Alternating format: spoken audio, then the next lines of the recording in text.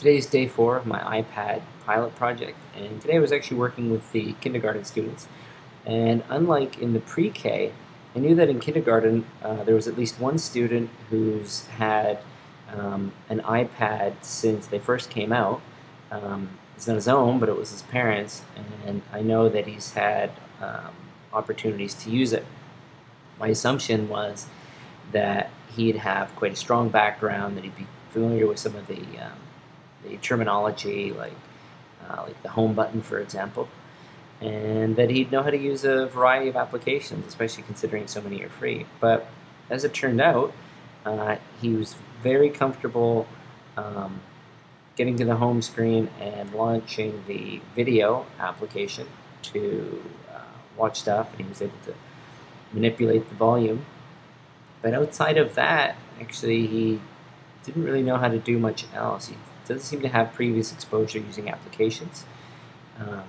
He was having problems still with some of the gestures in terms of launching applications, and the vocabulary was actually new to him. So I'm still going to start with this student, and I spent today showing him some new applications, introducing some vocabulary to him, and I'll spend another day, probably tomorrow, working with him directly, and then I'll see if he's able to take what he knows and teach that to somebody else. Certainly he enjoyed using some of the other applications, especially the drawing applications, and taking advantage of the accelerometer.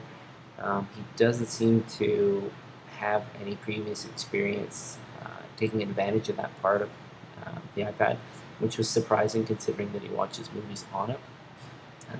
So there's lots of room to grow, but this was a part of the research I didn't expect. A student who's got, I guess, 5 or 6 months exposure and only has scratched the surface in terms of what the iPad's capable of doing and really refining those skills.